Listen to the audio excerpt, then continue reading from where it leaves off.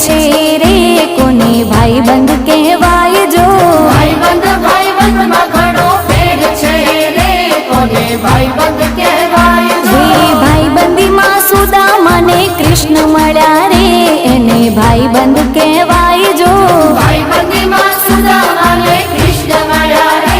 એને ભાઈબંધ કહેવાય જો એ જવાનીમાં ફેર છે રે જવાની કોને કહેવાય જો જવાનીમાં ફેર છે રે જવાની કોને કહેવાય જો જવાનીમાં મીરાબાઈને હરી મળ્યા રે એને જવાની કહેવાય જો જવાનીમાં